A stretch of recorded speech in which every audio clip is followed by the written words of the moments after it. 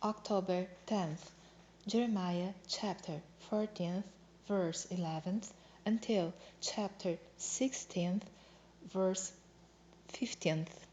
Then said the Lord unto me, Pray not for this people for their good. When they fast, I will not hear their cry. When they offer burnt offering and an oblation, I will not accept them, but I will consume them by the sword, and by the famine, and by the pestilence. Then said I, Ah, Lord God, behold, the prophets say unto them, You shall not see the sword, neither shall you have famine, but I will give you assured peace in this place. Then the Lord said unto me, The prophets prophesy lies in my name. I sent them not, neither have I commanded them, neither spake unto them. They prophesy unto you a false vision and divination, and a thing of mouth, and the deceit of their heart. Therefore, thus saith the Lord concerning the prophets that prophesy in my name, and I sent them not, yet they say, Sword and famine shall not be in this land. By sword and famine shall those prophets be consumed. And the people to whom they prophesy shall be cast out in the streets of Jerusalem because of the famine and the sword. And they shall have none to bury them, then their wives, nor their sons, nor their daughters, for I will pour their wickedness upon them. Therefore thou shalt say this word unto them, Let my eyes run down with tears night and day, and let them not cease. For the virgin daughter of my people is broken with a great breach, with a very grievous blow. If I go forth into the field, then behold the slain with the sword. And if I enter into the city, then behold them that are sick with famine. Yea, both the prophet and the priest go about into a land that they know not. Hast thou utterly rejected Judah? Have thy soul loathed Zion? Why hast thou smitten us, and there is no healing for us? We looked for peace, and there is no good, and for the time of healing, and behold trouble. We acknowledge, O Lord, our wickedness, and the iniquity of our fathers, for we have sinned against thee. Do not abhor us for thy name's sake. Do not disgrace the throne of thy glory. Remember, break not thy covenant with us.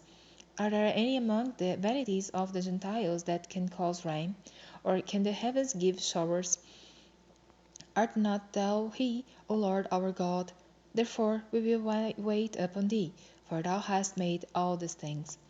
Thus said the Lord unto me, Thought Moses and Samuel stood before me, yet my mind could not be toward this people. Cast them out of my sight, and let them go forth.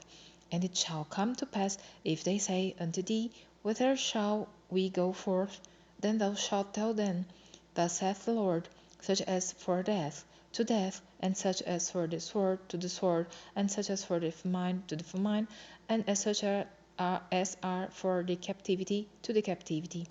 And I will appoint over them 4 kings, saith the Lord, the sword to slay, and the dogs to tear, and the fowls of the heaven, and the beasts of the earth to devour and destroy. And I will cause them to be removed into all kingdoms of the earth, because of Manasseh the son of Hezekiah king of Judah, for that which he did in Jerusalem. For who shall have pity upon thee, O Jerusalem? Or who shall bemoan thee?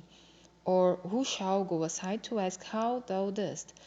Thou hast forsaken me, saith the Lord, thou art gone backward. Therefore will I stretch out my hand against thee, and destroy thee. I am weary with repenting, and I will fan them with a fan in the gates of the land. I will bereave them of children. I will destroy my people, since they return not from their ways. Their widows are increased to me above the sand of the seas. I have brought upon them against the mother of the young men a spoiler at noonday. I have caused him to fall upon it suddenly, and terrors upon the city. She that hath borne 7 languisheth, she hath given up the ghost. Her son is gone down while it was yet day. She hath been ashamed and confounded, and the residue of them will I deliver to the sword before their enemies, saith the Lord. Who is me, my mother, that thou hast borne me a man of strife and a man of contention to the whole earth? I have neither lent an usury, nor man have lent me an usury, yet every one of them doth curse me.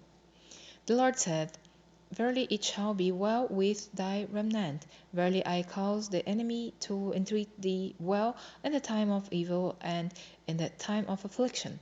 Shall iron break the northern iron and the steel? Thy substance and thy treasures will I give to the spoil without price, and that for all thy sins, even in all thy borders.